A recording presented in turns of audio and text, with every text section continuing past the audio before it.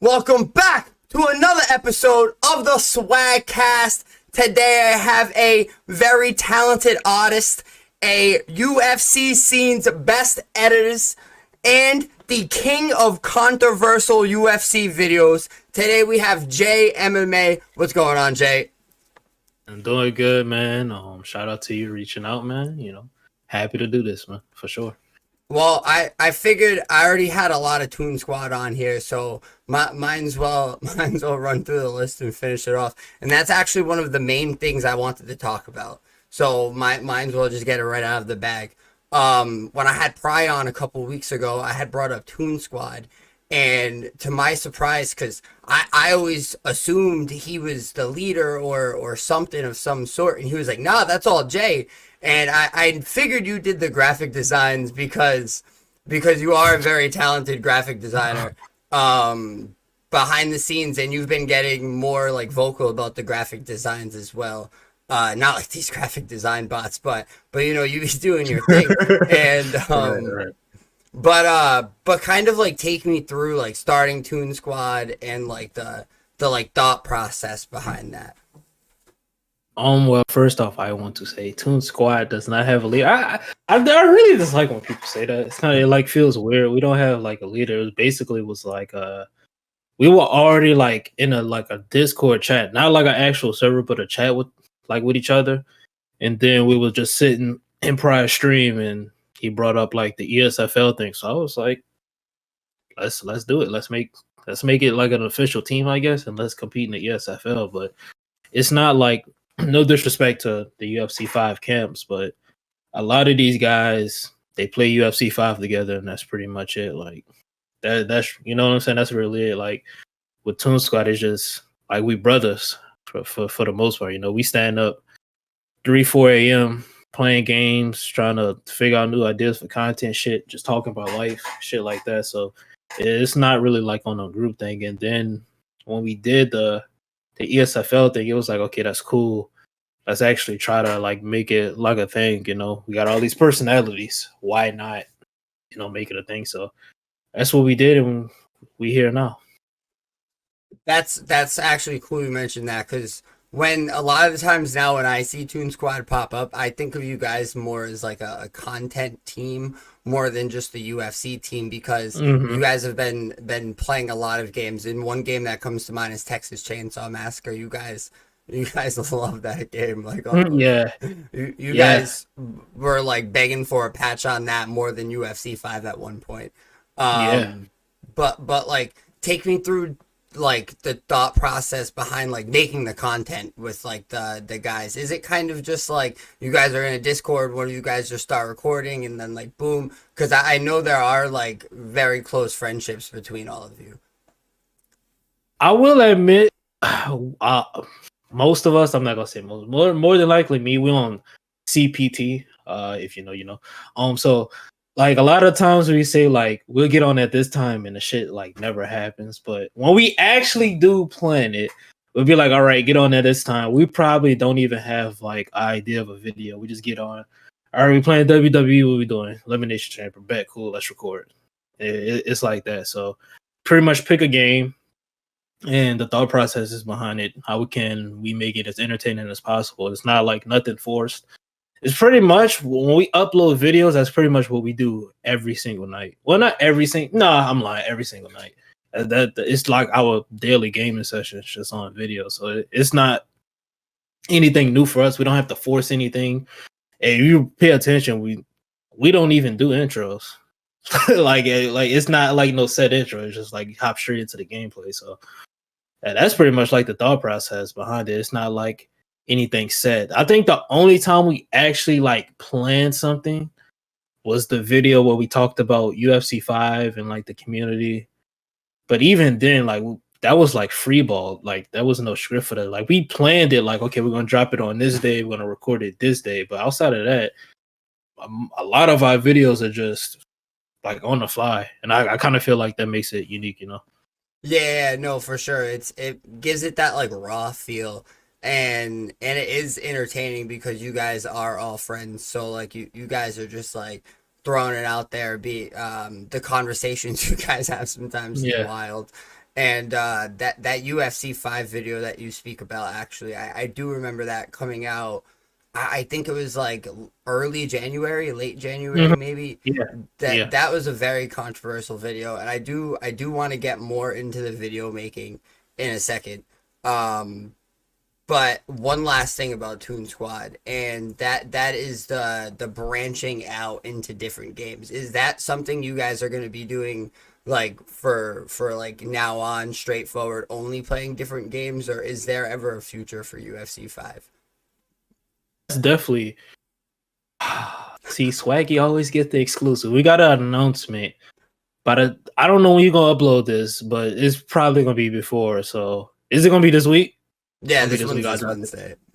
this Wednesday. So 2 days from now, we'll have a really big announcement about UFC 5. We're not just going to straight up leave UFC 5 undisputed. I won't do that. But we definitely going to diversify. I feel like a lot of camps in the community, when they make brands, and this has always been a pet peeve of mine, I feel like a lot of them, instead of building the base of their brand or their camp or whatever, instead of like doing that, they immediately try to rush to, like other things like, okay, let's make a podcast. Okay, let's do memberships. Let's do this. Let's make t-shirts and merch. It's like, hold on, brother, calm down, So I feel like we're just trying to slowly build that base. I mean, we're all content creators. We know how the game goes. So we're not gonna have no problem getting traction, things like that. So I'm not really too much worried about that.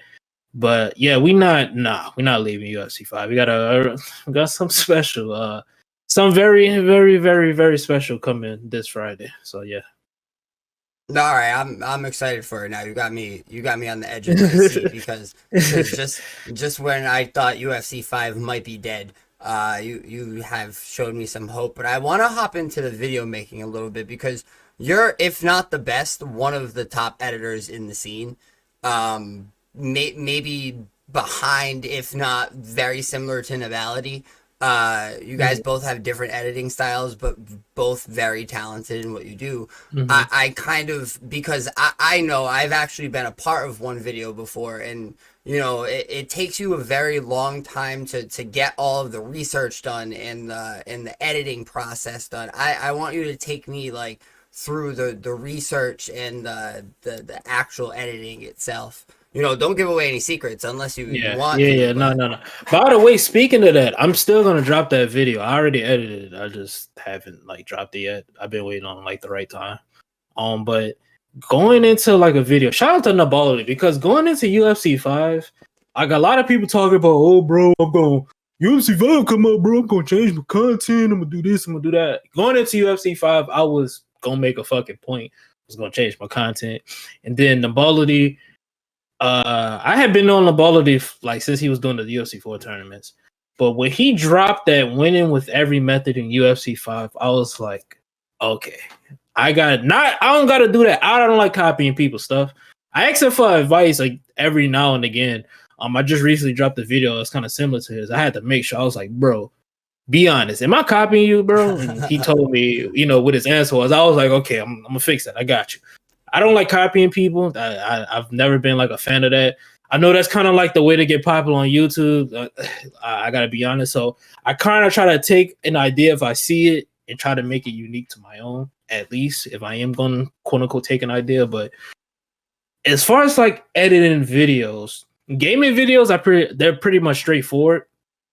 I get the idea. I do the intro. Uh, I do X, Y, and Z, and then I just edit it. But with video essays, it's a little bit more delicate. I have to do research on it. Then I have to write it. A lot of people think I don't write my scripts. I literally, the last one I did, that was the toxic UFC 5 community. I spent like 4 hours on that video, editing wise. I probably spent like an hour writing the script. So I write the script. Then after I write the script, I gotta go find screenshots for everything I said. That's probably the hardest part.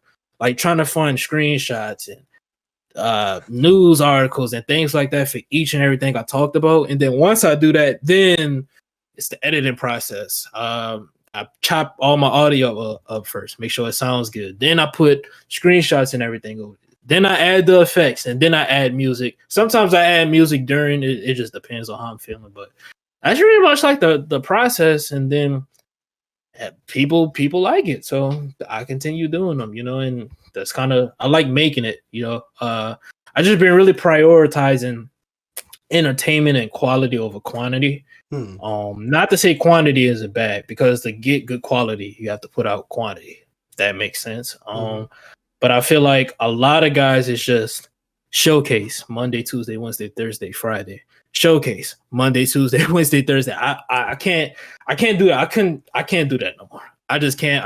I know too much about editing. As you mentioned, graphic design, my thumbnails. I know too much on how to record videos, how I want my videos. I can't simplify. I'm selling myself short if I make a video like that. Not saying nothing is wrong with that. If that's what you do, go ahead and do it. I'm selling myself way too short just doing a video Dustin Poirier showcase I can't do it because UFC 5 ain't unique enough for me to do that with every fighter. And you're gonna be doing the same videos repetitively over and over. So I feel like you have to do something different. I feel like, I'm be honest, that's what a lot of content creators are missing. Like, they do the same thing over and over. Now, I'm gonna say this: Go 1099 kind of does it, but he does it in a unique way to it's his own. Goat makes every fucking video feel unique and it's different and it's funny. So he may use Dustin Poirier twice a week, but you're not even gonna fucking notice because the videos are so unique and they spaced out and well timed. So it's like, okay, but a lot of guys, it's just showcase, showcase, showcase. I fought a cheeser. I played with Dustin Poirier. It's just the same thing. And I feel like content on UFC 5 is not booming. Don't get me wrong. It's not, but I feel like if you see people like Nobility, not even me, I don't feel like my content kind of is, but it's not to that extent. But if you go look at a person like Nobility or VR Diablo, iGame You Watch, or Diaz, or any of these guys, it's not the content per se. It's it's the way they entertain or how they make their videos a spectacle, and that's pretty much what I try to do.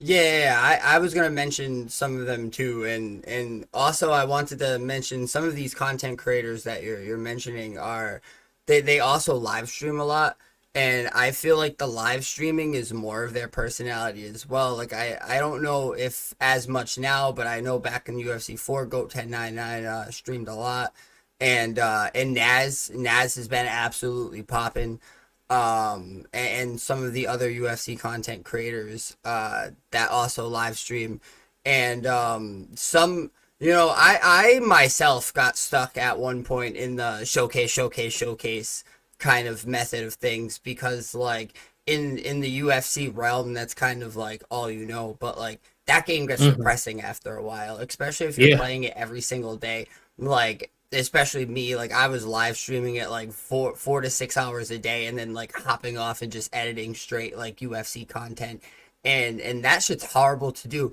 because you can argue that UFC 5 is a good game. It's not, but like yeah, UFC 4 was even worse, and yeah. like that, like playing all of that like back to back to back just kind of like I mean, that could be your thing. Some of these content creators don't seem phased at all. They seem like they love to hop on this, and this is their life. But I like had to get out of like that daily like UFC day by day by day. Even if like the things I was doing was kind of similar or like still in the community, like still like commentating for PT and like helping the esports space out, or going out to do an IRL wrestling match, which was UFC community based. Like I didn't try to necessarily stay in the community, but I wanted to branch out in some sort of way, and I feel like you've done that, but by not playing the game, but just like talking about the space. You did a very good job. Like the toxic UFC community video, that was your most recent one, I think. Mm-hmm. Yeah. And I remember reacting to that one on stream. That one was crazy, and it went very in depth about the entire community and all of the toxic sides of it, and not very biased either, because a lot of the content you make isn't one sided. It sees through the scopes of both sides. Even though I know some people might say it seems one sided, but I watched that bitch and I was like, nah, this like he's mentioning both sides in this. Like, Yeah. If I really wanted to, because don't want to mention, those people's names, but somebody told somebody about my video and it was interpreted as I was only talking. If I wanted to make a video about a certain content creator, I would do that. But respectfully, a lot of these guys are not worth the time to edit a video. Like, I'm just flat out say that they're not. So if I really wanted to try to bring somebody's image down or try, I would do it. The 100, like it's not a problem for me. I would literally do that at a heartbeat. But it's not about that. I can't make a video talking about the fucking toxic community. Oh, your mic got out.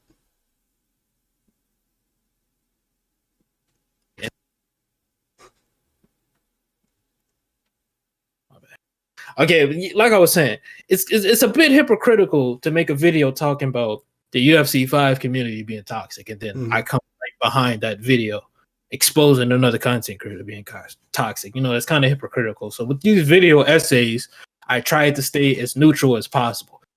It's hard. It is, because I'm not, if I have a side, I'm going to say in the video what side I have. I'm not going to just try to play the both sides thing. I don't do that. I can't do that. So with the Pride situation, right?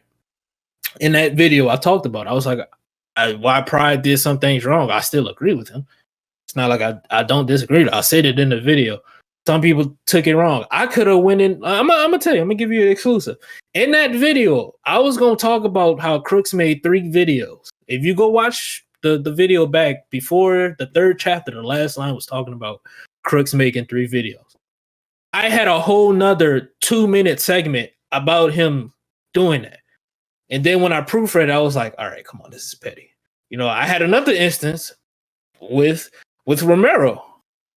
Another 2 to 3 minute segment. I took that out of the video because it's biased. You can't make videos like this and be that biased. It's not gonna come off natural. So I took it out of the video, and then seeing the reaction, I was like, damn, I probably should have just kept the shit in. That's just the emotion talking. Good thing I didn't keep it in, but you know what I'm saying? Like, you have to, when you're doing those type of videos, you cannot be biased. Now, if you're gonna sit there, shout out to Claimer Uncut. Like Claimer does, he sits there, he talks about a specific creator, but he lays out all the facts. Now, he can say his opinion, but he lays out all the facts for you to decide if you agree with the opinion or not. That style, I don't have a problem with. I don't see that as, it's just his opinion. You know what I mean? So that's the guy that dropped before UFC 5 is even out. He dropped a video about the creators of all of the UFC 4 creators. Yeah. That's him. I've been knowing Claimer like way before then. So shout out to Claimer.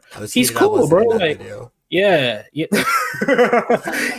He's cool though, and like, I respect him because we disagree. Like, a lot of people just think I agree with him. I didn't agree with him on a lot of points in his videos, and I told them that. But the thing is, why we respect each other so much, we able to communicate that. And he doesn't belittle me, and I don't belittle him. We can actually fucking talk about it. And it's like, okay, we can come to a common ground. I like that. So that's cool. I don't have no problem with him. But like, his style, it's his opinion, but he's not being overly biased to where it's like, you know what I mean? Like, he's showing all the facts. I could do that. I don't want to though. I really don't want to. That's just not something I'd be comfortable with. Like I said, I cut out fucking 7 minutes of a video when I really could have just kept it in, but I did. So it's just like, that's not something I would really like to do. I don't do videos based off of emotion. That's not the route to go. You know? Yeah, no, for sure. And that's one thing I praise about your videos, that like you aren't biased at all. Like, you're very double-sided, and that's one thing you have to be in this space. Because there are so many like back and forth, and there's so many, you have to pick a side and this and that, but at the end of the day, like, the community is too small to like be like that, and like you really have to be able to like sit back and see like both sides. Like, even if you feel right about certain situations, because I know I do. Like, I've been on certain sides, and I sometimes get myself a lot of the time get myself in trouble being on certain sides, and trying to stand on business. But but like that's just what you have to do in this community. Yeah. Now to kind of like change it a little bit. You already brought the game up once in this podcast, WWE, and this podcast comes out this week, so I figured we just talk about it now. WWE is a very good game. I hope you would agree, but the online is kind of broken still. If you want to like talk about that a little bit. Yeah, crazy. I just had a conversation with some of the guys in Toon Squad about this. The game, for me, the game would be a 10 out of 10 if it's just the online servers just absolutely suck. Yeah, that's just what it is. And I don't understand it because 2K is doing yearly releases. So it's not like anything drastically is changing with gameplay to where they have to focus on it too much. I hope for 2K25 that is like the absolute main focus is fixing the servers because that just can't be an issue going forward. I've seen XQC and Flight Reacts play the game and they literally refund the game live on stream because the servers are bad. Like you just can't have that as a major game. You know what I mean? But WWE's been fun. I've been live streaming it. Had fun every single live stream. Hasn't got boring yet. I know eventually it will. Yeah, it just happens when you play a game so much. But so far, I like the game. I'm having fun making the content on the game. I really don't have no complaints outside the online service, like you mentioned. Yeah. Yeah, and it's also kind of weird to me because like it's been a main issue since 22 as far as I can remember, and NBA 2K has never really had really bad server issues like this. I've also found if you play without CAFs, like just using default stars, it really doesn't crash much, but you still get like every now and then everybody's replaced by AI. Yeah. Yeah. Yeah. Yeah, that's true. 100%. And something I heard yesterday by somebody that's like kind of a dev, but like not really a dev because they kind of just do like the RP work and whatnot. However, like they were telling me that games now that are released still on disc and digital are like hard to update as you go and like hard to fix over time because something about the disc release and you're not able to fix it after like certain times and like stuff like that, which I don't really understand because dev talk's like confusing, but I'm burnout. However, he dove deep into it a little bit and going into like that's why a lot of games are trying to stay digital, and a lot of the games that are digital only are like really good, really no problems, like Right. Helldivers. I don't know if you've played Helldivers. Yeah, I have. Yeah. You've Helldived for Democracy. That's a game that's like not really broken. Like it has its like issues with like just like overall content, but that's a game that's digital only. Yeah. And that's a game that's like not broken at all. And I was wondering maybe if like these companies like 2K and EA started to do more just digital releases, if the games would get better over time, because sports games have always been horrible. Like I feel like we've already been past the golden era of sports games, and like we might never get back to that because some of these companies are either like replacing good things with old things, or like just overall just ditching a system and replacing it with a system that they see is amazing but not amazing. And I'm mostly talking Madden on that. Some people might feel I was talking the subsystem, but I'm mostly talking Madden on that, and not really putting back classic modes and things like that. Do you see a future in like kind of digital gaming? Yeah. I mean, if you look at it now, I mean, a lot of guys aren't buying hard copies. I mean, I'll buy if I like the cover, I'll get a hard copy. Like UFC 5, I like the digital cover, so I got the hard copy. Probably never gonna take off the plastic, but a lot of people aren't just getting a hard copy. I mean, the fucking PS5 has a digital version without a disc. So I think like the industry kind of like knows that, physical media is not becoming a thing anymore. But going back to your point about sports games, yeah, I agree. I mean, you don't want to talk about it, but I will. with UFC 5 is it's pretty prevalent. Do I want to? Yeah, I do. Saying that a company has limited resources can only go so far. So, like, for example, Undisputed. This is their very first game. Studio has never released a game before. If they would have come out, released the game, say, "Hey y'all, we tried our best. We had limited resources. We're gonna cancel the game." Would I be mad initially? Yeah, probably. But it's their first game, and they had enough self-awareness to say, "Hey, this game ain't ready to be released, so we just gonna hold off on a project." With UFC 5, they know exactly. Like, I'm tired of. This is why I don't talk about my opinion on UFC 5 anymore. I've done like fucking 8 videos, probably more than 8 since like not July, probably like since November on why UFC 5 sucks. The game isn't good. We all know what the problems with the game are. Same thing like the meta community. Everybody knows what the problems are. 2K community. Everybody knows what the problems are. It is up to these companies to go and fix it. I'm tired of hearing they don't have this type of funding, that type of funding. They can as hell, yada yada yada. Make do what you will. Like, for example, when I first started content creation, I didn't have a fucking set, bro. I did everything off of my phone, but I made content. I made it the best of what it is. And I feel like with what they have, they're not making the best of what it is. Like, I just played, I don't know if you saw the clip I posted on Twitter. I just played fucking UFC 5 the other day. Fucking first fight online, I clinched somebody.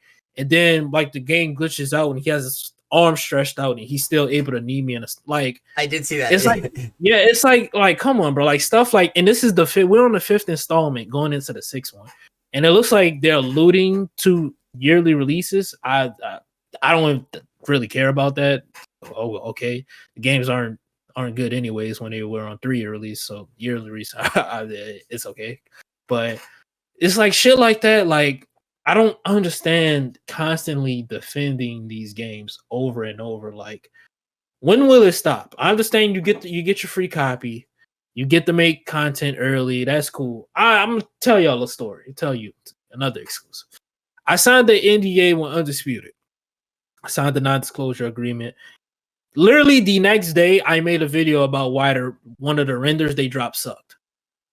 They didn't come to me and say, "Hey Jay, don't drop that video." They literally hopped in the call and said, "All right, what about this model sucks? Okay, what about the gameplay?"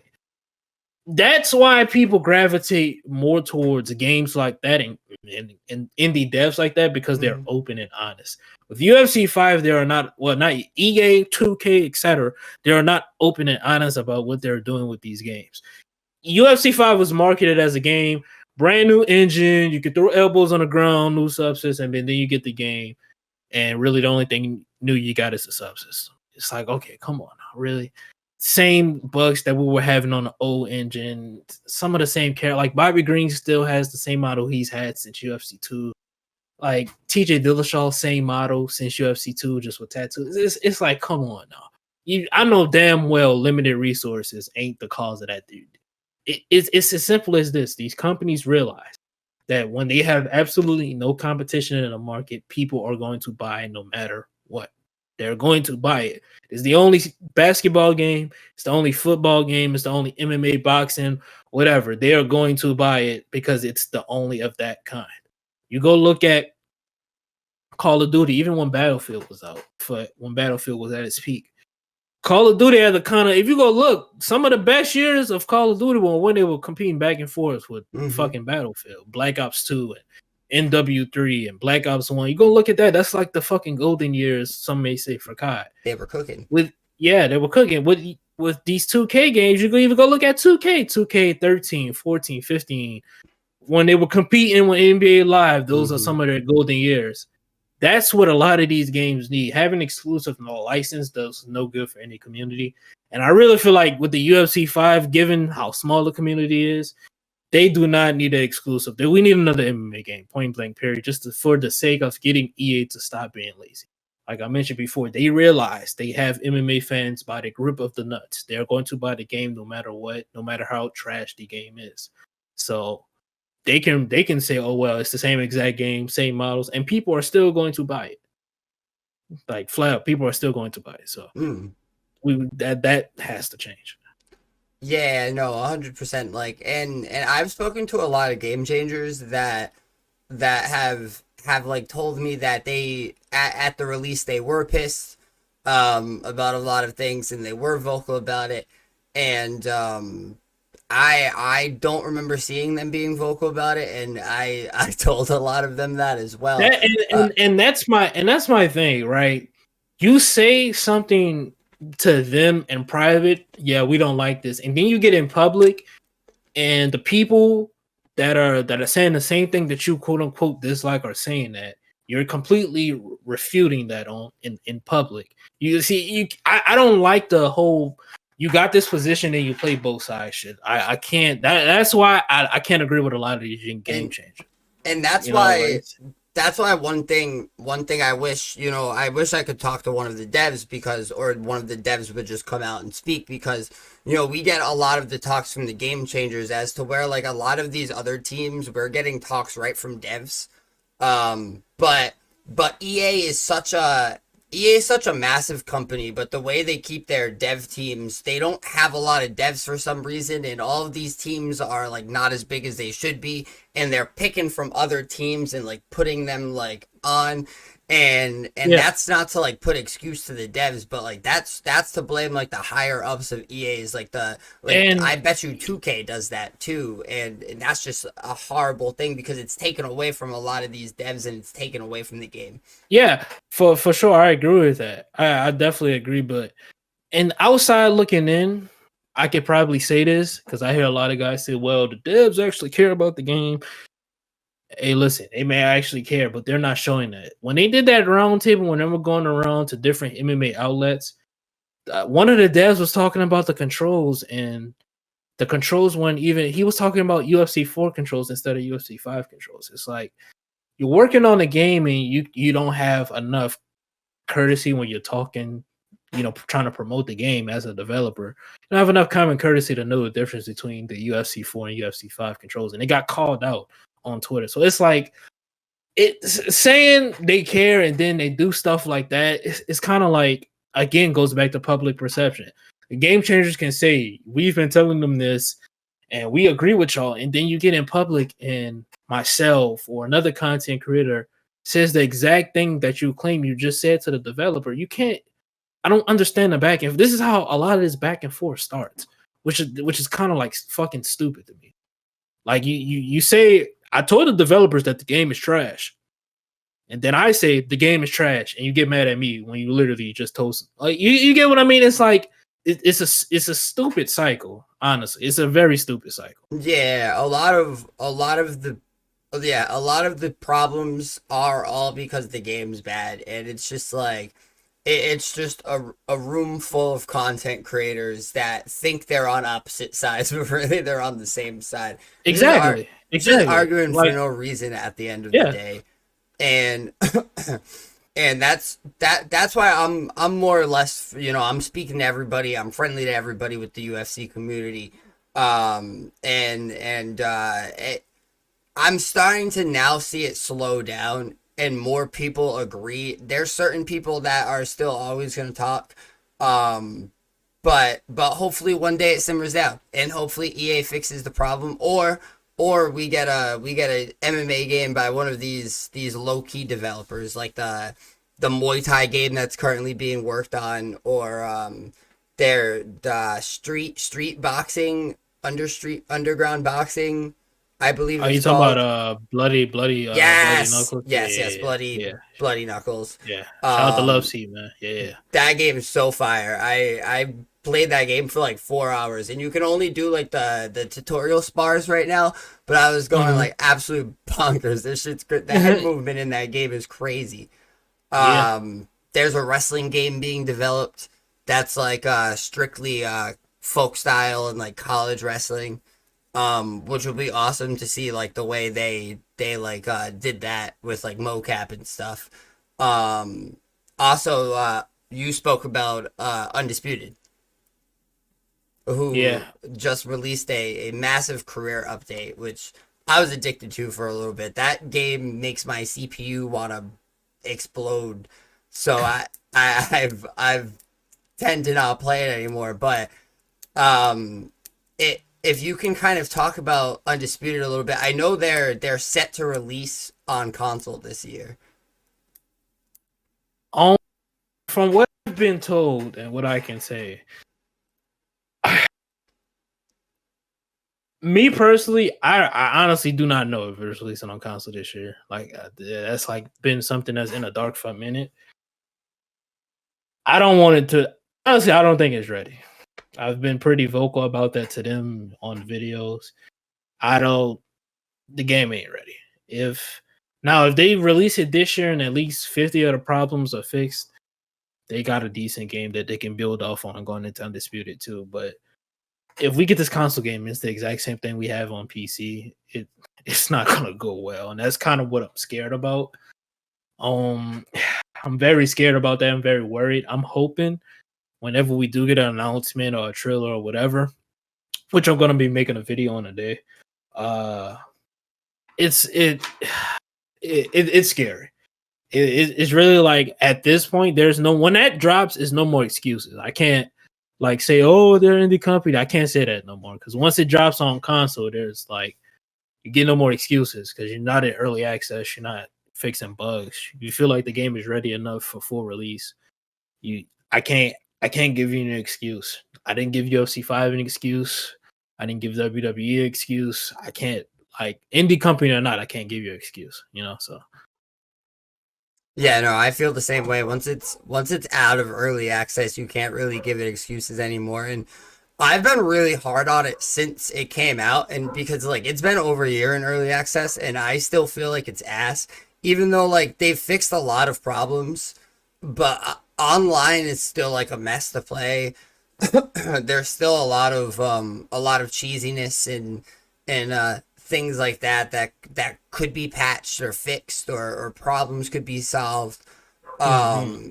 I just really enjoyed career mode up to this point, and but I do think they do need to fix a lot of issues. You said 50. Even if they fix like 30, 40 of the issues, Oh I yeah, think it for would be a sure, for sure. 10 Yeah, times for better sure. game. The Yeah, I 100%. I think one of their biggest issues was before gameplay, they kind of went after big names, and correct me if I'm wrong, but like there was no reason for Canelo to be one of like the first fighters to like get signed onto the game. Could have waited a little bit and then went and got a big fighter once you knew you had like a solid base. Yeah, I kind of feel like they put too much pressure on themselves because it's like Shakur Stevenson, Dimitri Bivol, Canelo Alvarez, Sugar Ray Leonard. You got one of the absolute most loaded rosters I've seen in a boxing game. Mm-hmm. And you have to live up to that with gameplay. They kind of did set that tone for themselves, which isn't too much of a bad thing. I didn't really have a problem with that announcement. So honestly, I don't think some of the people should be in the game, in my opinion. But I think with Undisputed, I like what they do. They try to be perfectionists, which I'm kind of like that myself. So I really don't have too much of a problem with it. But when it starts to get to the point to where you're not communicating with the community after being active for that long, like they go like a year being active. We're doing this, and this, and then 7 months they don't say anything. You kind of send like mixed messages to the community. So yeah, they probably put their eggs in one basket with the sign-ins and the career mode and then the things like that. They got the Rahat season. If I'm pronouncing it wrong, sorry, but the Mm-hmm. Saudi money, they got that investment now. They've been plastered all over. They've been plastered up. Man, that India. They've been plastered all over. So yeah, I almost said something I should not have said. But yeah, they've been all over that Raheem season stuff. So yeah, it's cool to see that they're getting that investment, but now it's kind of like I said before, it's no more excuses now. Absolutely. From me. All right, so before you get in trouble, let's like jump real quick. Um, I've seen you on Twitter talking about it a lot. You think the announcements that EA has been teasing is actually Fight Night? That they're gonna announce another Fight Mhm. Night?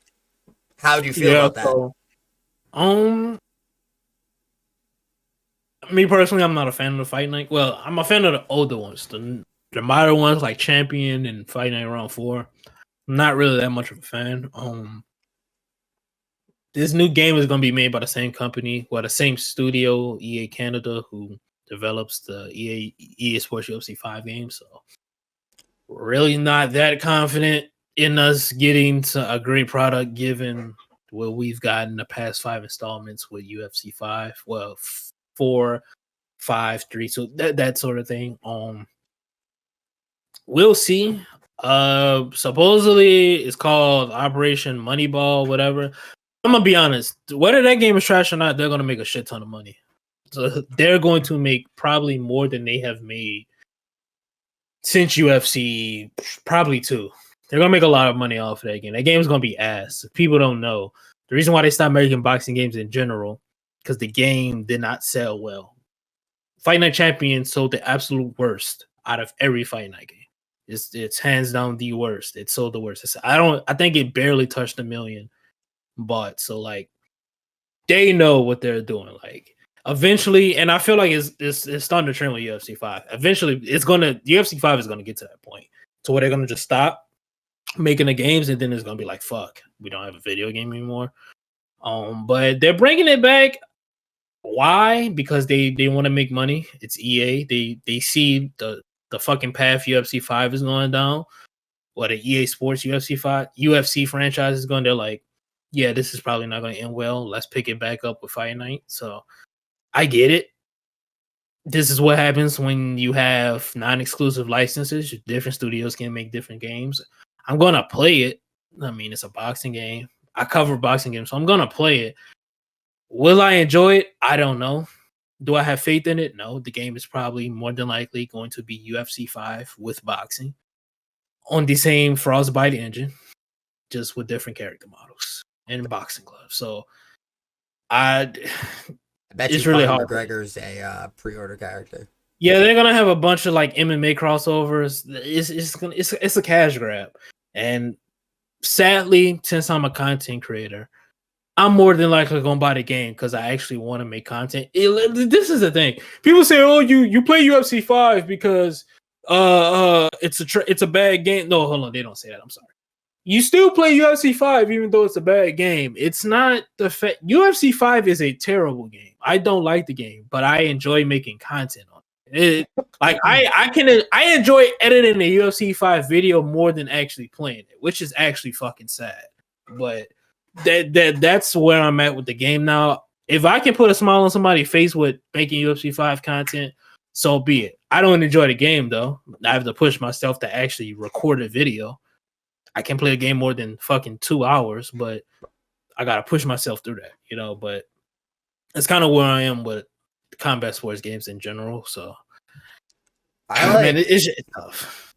I like stopped posting like UFC TikToks for like 2 weeks, and I only posted WWE, and my shit was booming. Like I went up like 300 followers, like over 1,000 views on everything. I had my highest view TikTok, and then I posted one UFC 5 video, and it was like under 500, down in the dumps, like down bad swaggy, like it was raps.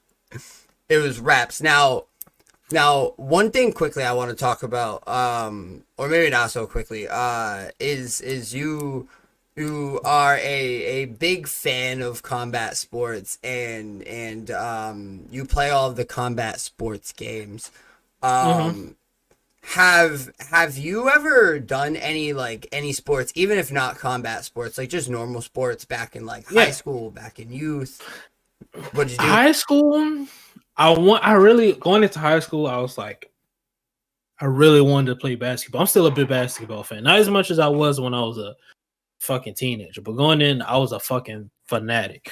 I was like, all right, going into high school, I'm about to go play basketball, give me a scholarship, possibly play overseas. That was the goal.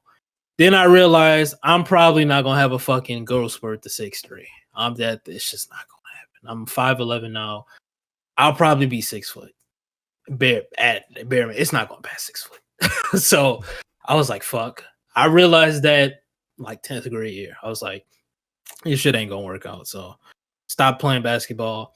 I had like the wrestling crazy thing. I'm from Louisiana, so the wrestling coach at my school was Daniel Cormier's wrestling coach. So yeah, like he actually knew DC. Like anybody who went to high school with me, if y'all are watching this, y'all know exactly what I'm about to say. You walk in a wrestling building, and on the left-hand side is a picture of DC at state championships or whatever, and it's him crying because he lost number 2. And that picture is like literally right next to the coach as well. So that's when I really started getting into MMA again heavy. Like I was kind of like off it a little bit. I've always been an MMA fan, but in high school I was just such a big basketball fan. I kind of just put it on the back burner. But once he started asking me, I was like, okay, I'll do it. And then for some reason, I just never went to practice, and that really didn't play sports. Honestly, yeah, I was just like, okay, I'm kind of done. Once that basketball shit didn't work out, I was like, okay, I'm kind of done with this shit. Wrestling coach kept asking me, "Come wrestle." I was like, yeah.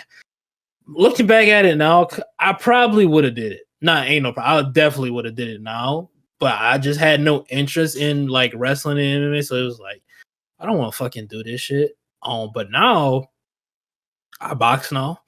I've been boxing since September, so trying to get into influencer boxing, but I didn't just want to hop into it without knowing how to fucking box. Starting soon, I will be going out to Vegas to train with Hassan Marakman Jr. If y'all don't know who that is, he was supposed to fight Jake Paul. I'll be going out there to train with him, get my skills a little bit better before I actually jump into this thing. So it's been going pretty good. Starting off, I wanted to quit that shit too. I was like, I can't do it. Like I'm in shape, and then I did that shit. I'm not in shape. I threw up for like the first week every fucking day. I kept throwing up. I was like, bro, I can't do this shit, dude. Like I couldn't do it. I was fucking out of breath, like hitting the bag and shit. I was like, what the fuck is going on? Like I legit was gonna quit. And then something in the back of my mind told me, it was like, if you quit this, just don't do influencer boxing at all. So I've been doing it since. Yeah, no, you just gotta keep going. And that boxing shit's hard, because I actually got offered an influencer boxing fight for 420 for one of the promotions that are affiliated with Breakout Boxing, which I believe that you're familiar with. And I tried that shit out for a week, and then I was like, boys, I embarrassed myself once. You know, I thought my 10 years wrestling experience after taking 8 years off would come in handy. It didn't. You know, practicing boxing for a month ain't gonna look pretty, so I'm all set. But oh, dude, first 2 months I was ass. Like I literally just got good at hitting the speed. Like I wish I recorded what I look like hitting the fucking the bag. I fucking sucked. Hitting the fucking speed bag, I fucking sucked. Jump roping, never jump rope a day of my fucking life. I sucked for like the first 2 to 3 months. Literally, March? Like middle of February, I've now like gotten decent at it. Not even good. I've gotten like actually decent at it to where I'm able to spar and do all these other things. Now it's like, okay, I'm starting to get there. But starting off, dude, it's a fucking struggle, dog. Honestly, it is a fucking struggle. Yeah, it's a struggle. I started jiu-jitsu at the beginning of February, and very different than boxing. Oh man, let me tell you about. I did one jiu-jitsu class. I was like, I'm not doing this shit no more. I actually did a jiu-jitsu class in July. I was like, all right, I'm gonna do it. I've been telling myself, dude, I did one class. I was like, fuck no, I'm not doing it. That's what I told myself. Oh, Jay, go back to it. I'm standing on that. I'm not doing that shit. Fuck no. Well, I want to eventually. I want to eventually have another influencer grappling match, and I eventually want to rematch Romero. And one thing I gotta do is stay in God, because I got taken down way too much out there, and I can't. You know, my mom watched that. You know, I can't have mama seeing that again. So I gotta learn to guard. But But were you doing gi or no gi? Because I'm doing gi jiu-jitsu, and like my first week, and I smoke a lot, so I was like out of breath, like bent over, about to die. Like, Dude, I did one gi session, very first white belt, fresh new. I rolled with, I think the dude was like, he was either like an experienced white belt, I guess you call him like a stripe white belt or whatever, or he was a blue belt. It was one of those. Dude, when I tell you like the first 30 seconds, I was like, what the fuck am I doing here? I already made up my mind. After that first 30, I was like, I'm never coming back here. I can't do it. Dude, I was so fucking tired, dog. I was like, how do y'all do this shit? Yeah, listen, y'all got that. I can't do it. Y'all got it. You know, I was like, I'm going in, I'm going get a purple belt and make the little joke, haha, I got a purple. Yeah, that shit ain't never. It's not happening no more. nah, It's not for me. It's not for it me, man. it takes like 7 years to get the purple belt too, cause like it might take like 1-2 years to get your blue belt, but like once you're on blue belt, that's like a 4 year like road, cause Yeah. you gotta learn all of that hard shit and the fucking the not like it's like but it is brutal, but so influencer boxing, huh? What kind of like sparked the interest in that? Um, Hasim, shout out to Hasim. For like the past few months, I've been telling him, bro, I'm probably not gonna do this shit. Like I'm not up there like clout wise. I'm probably not gonna do it. It's probably not gonna happen. But he's been convincing me, bro, you actually got a fan base bigger than some of these people, bro. You got numbers, bro. Nah, You for got the sure you numbers. really do though. Nah, it was like, I was like, nah, probably not. And then I was like, okay, fuck it. Let me go try boxing. Let me go get a personal trainer. I actually paid for a trainer like a fucking dumbass. So let me go get a personal trainer. Let me actually see if I like it. First week, I was like, yeah, bro, I'm probably gonna quit. Probably gonna quit. Second week, it got a little bit better. And then up until January, I was like, I started noticing like I can hit the bag like 5 rounds straight. Then my cardio started getting a whole lot better. I was like, hold on, well, not five. Let me stop capping. I wasn't hitting the shot.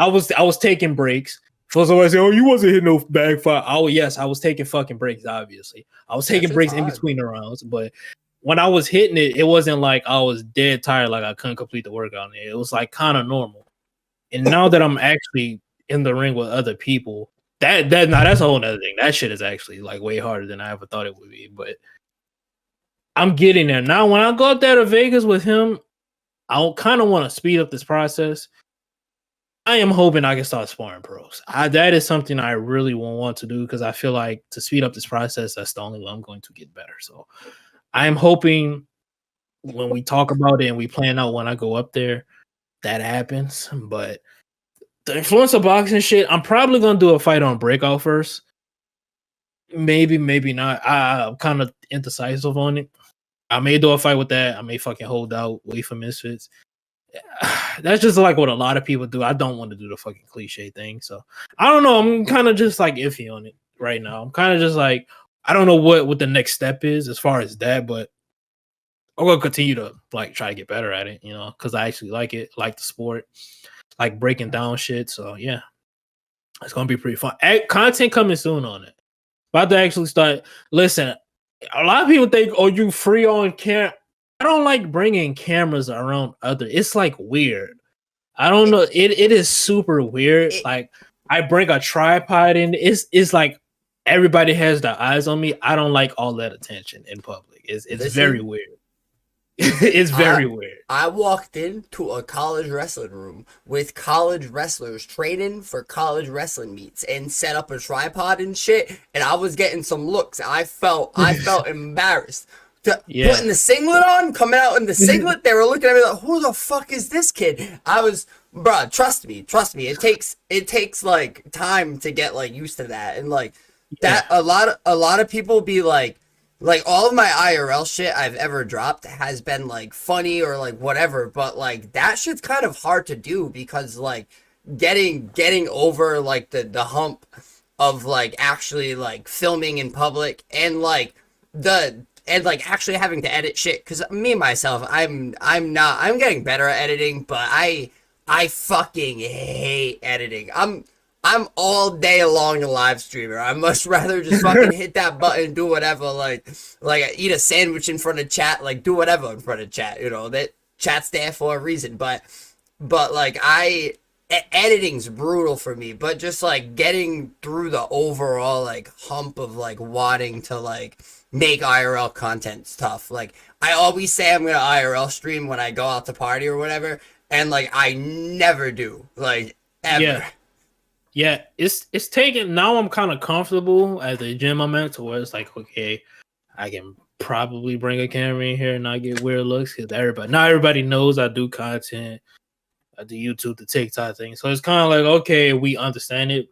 I didn't want to, like, the first week I was like, I probably should be recording this. And then I thought about it. I was like, if I bring a camera into that gym, I'm gonna get so many weird looks, and I don't like people like looking at me weird, bro. I feel like you like thinking something bad about me, and then now I gotta come press you now, and I don't like that shit is like weird to me. So And now that I'm who's that guy, Joey Swole? That big bald dude. Yeah, I don't want to end up like them people. So it's like, all right, now I'm comfortable enough.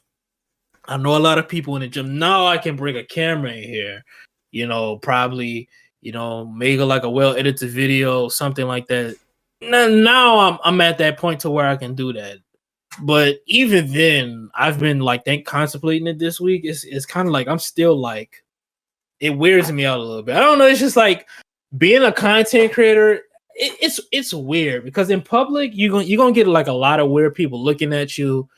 You walk into a fucking boxing gym, it's like it's irregular. Like the dude who walks in fucking Target and sets up his Drew Wall sets up his fucking tripod, walk past the tripod, then comes back in the store and picks it up, then places it outside, then walk past it again and then picks it back up.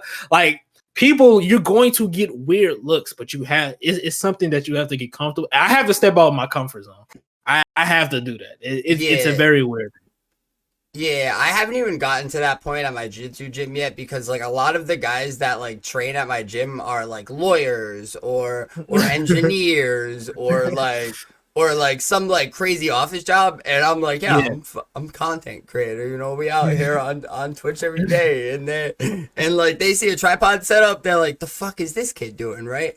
Because they have no idea about that life, and like a lot of them are like there's a lot of like 40 to like 50-year-old like purple and brown belts out there because that's just like the type of sport it is, and then like a lot of the like white belts and stuff are younger, but there's a couple blue belts that are fucking doctors, so like it's brutal out here to make content at some of these gyms. Like some people are looking at content creators like we're the devil. Boxing is a little bit different because usually at night, that's when you get like more experienced people, so it's not as bad. Mm-hmm. But I just started going like at night to train with like the boxers. Way different experience. I feel like I'd probably be more accepted with a camera there than I would if I would go in the afternoon and go train or something. So I might just do that, but it's a super weird feeling. Like you walk into the gym and there's like a couple of like pros I don't know. Like I'll say what's up to them, it's that type of thing, but I don't like talk to them. I 100% know if I walk into the gym and I set up a tripod, you're gonna be like, what the fuck is this dude doing? And a lot of people be like, bro, you actually worried about what you look like when you go, yes, I am. I hate when people be like, bro, I don't care about what nobody. I do. I 100% care. Yes, I do.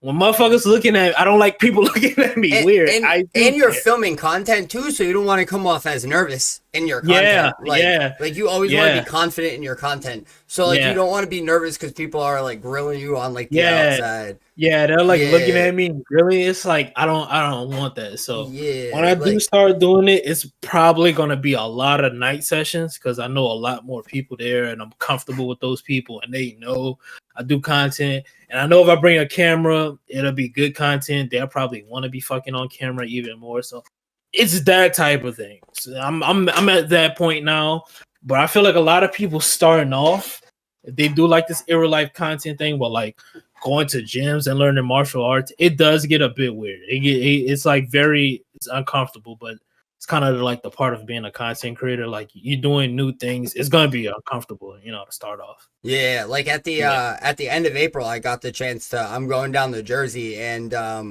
the either his head boxing coach or head kickboxing coach owns or like works at a gym down there of the coach of Alex Piera. He either I know what owns gym you're talking about. Yeah, I know what yeah, gym you're talking about. yeah, and I got somebody on Twitter had DM'd me another content creator, and I'm gonna go down there and make a bunch of content down there. And Is it I've wrong? yes. Yeah, shout the room. Yeah, shout out Rome. And Yeah. we're gonna have fire time. We're gonna do striking, even though I don't strike. And he told me he was gonna kick my ass, but like I know he's gonna be out here beating the dog shit out of me. But I'm gonna choke him out with his gi. So we all good. We all good. But like I've even like questioned it. Like are we good to like film in these gyms? And he was like, yeah, bro, we're fine. But like even with that, like I'm still like a tad nervous about it. But you had mentioned making content with Rashim, and he just fought on Hype Boxing, right? Yeah, yeah, he did. Me and Hassim, crazy. We met through an undisputed video. Well, not an undisputed video. It was a video of me talking about his Greg Hardy fight and how much I didn't like his fight. And he literally DM'd me on Twitter. I never forget this shit. He DM'd me. I was out eating. And he DM'd me. He was like, bro, send me your number. And we talked. Dude was real cool. He was like, bro, you're probably literally one of like the only people who told me I fought like shit. He was like, I like that. And we've been cool ever fucking since. I respect So, that. yeah, we've been cool since. So, I'll say this. He originally did not, that dude was not supposed to fight him. So, if you don't know, the fucking fake Kanye dude, that was literally like a last minute thing. The dude he was supposed to fight pulled out an hour before. So, the people were like scrambling. They were like, fuck, who we gonna find? And they found this 50-year-old guy who cosplays as fake Kanye. So, I was like, all right, you're up, bro. One body shot, he fell, but supposed to fight somebody way different, way more experienced, and it was going to be a way better fight. But with Hassim, he's trying to. I feel like it works hand in hand with us.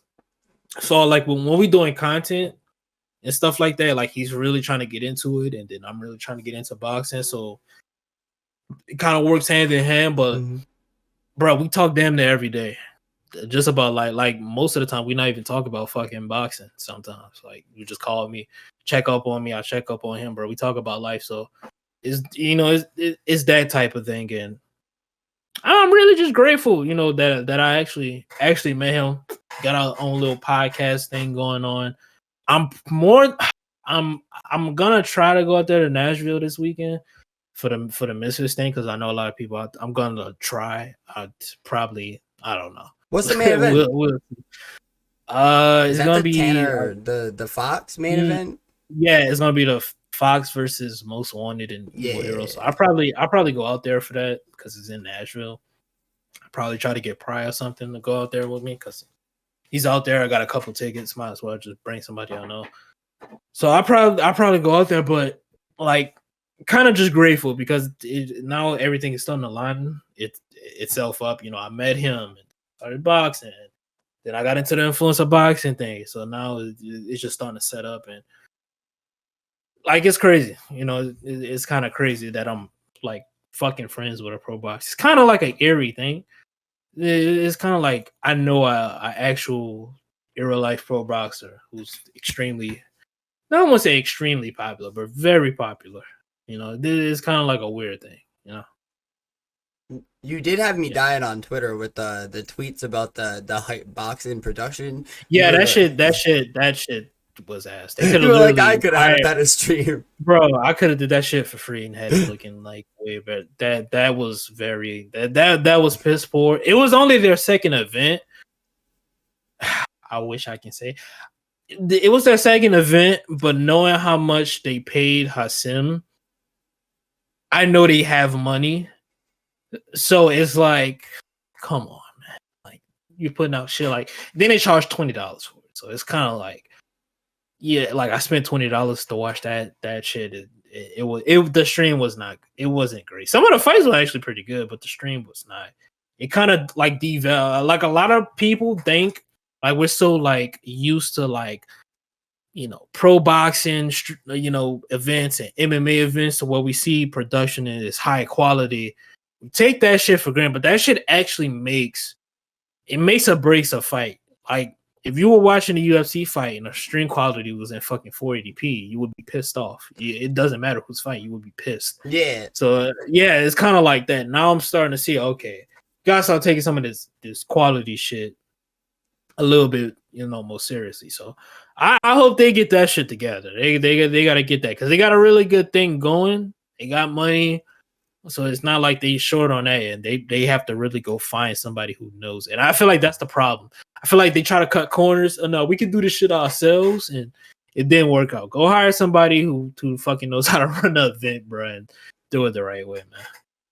Yeah, nah, that shit was kind of ass. There was all light in the way and like the and like, oh man, like oh man, and then it didn't help that like fake Kanye came out and like why they got all these, because they were supposed to have fake Logan Paul versus fake Jake Paul, and then they had fake Kanye. Why they got all these fake artists lined up? Fake people, man, fake people. I could be fake Lil Dicky. They cut me a check for real, but fake Lil Dicky is this.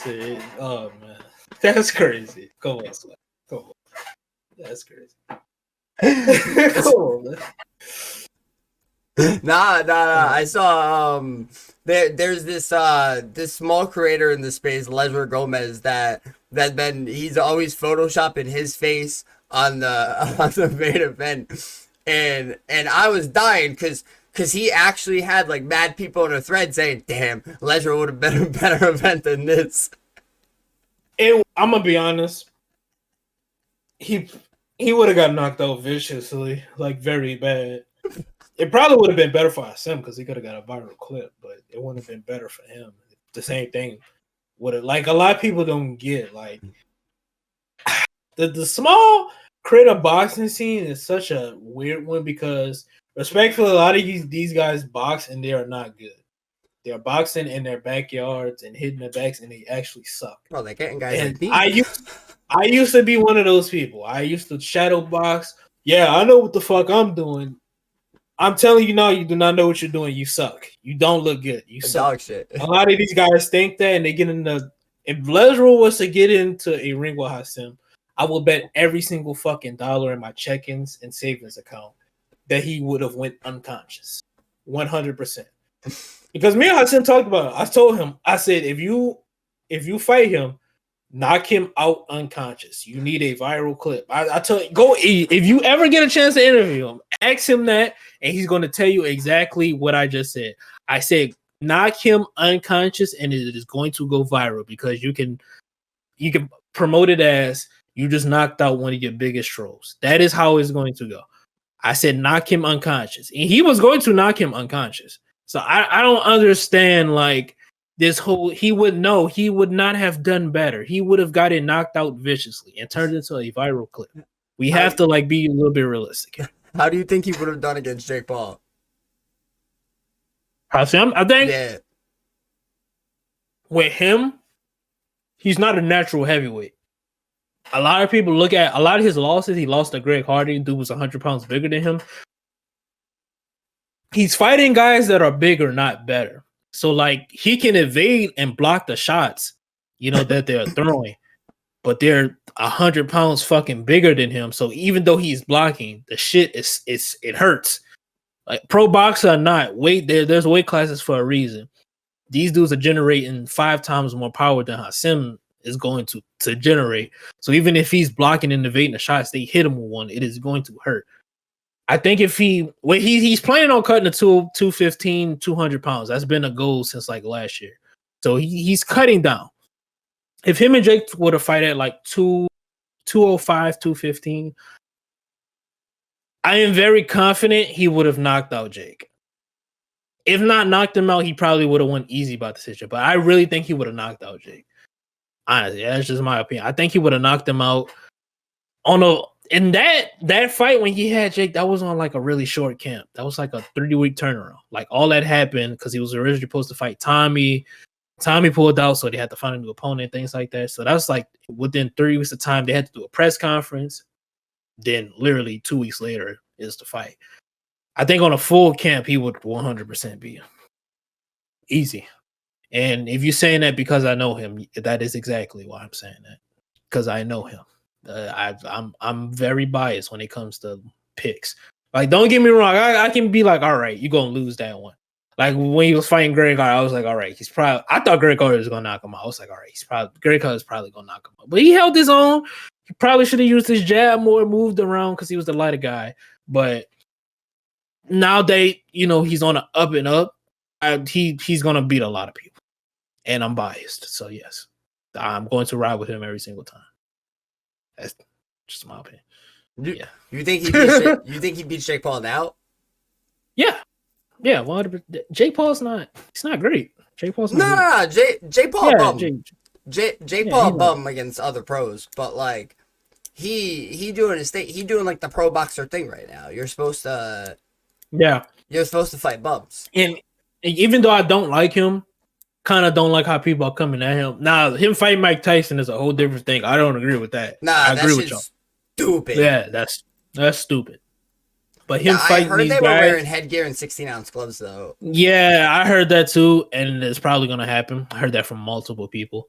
But when he's fighting like Uber drivers and pizza delivery guys, it's like if go look at a lot of these pro boxer records, their first 15 fights, they're fighting these exact same guys. It's just Jake is on a bigger platform than they ever were starting out. So it's kind of like, damn, he's fighting a pizza delivery guy, but your favorite boxer fought 10 pizza delivery guys, before he won a world title. So I never agree with people like going at him for that, but he's not that good.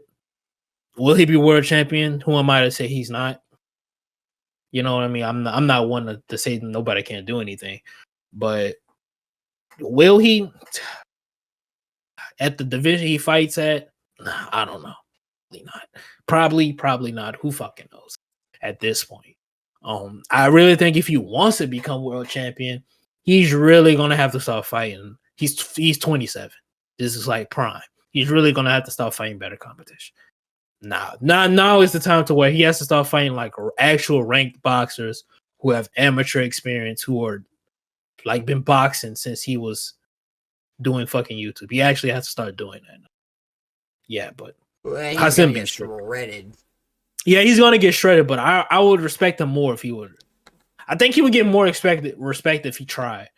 Like if he were to go out there and go 1-2 against 3 pro boxers, I would respect him more than him fighting fucking Mike Tyson. Like I don't want to see that. Yeah. So now that this is probably the last question. Now that we're on the topic of boxing, Ryan Garcia been bugging out.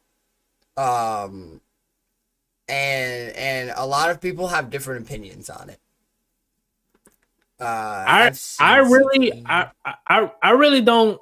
CT, I don't think it's CT. He's too young. Yeah, he's way too young. That's what I said. I honestly think it could be the weed he's smoking. He's just starting to smoke weed. People, newbies, they react to it differently. Some people, they react normally. Some people, they get paranoid.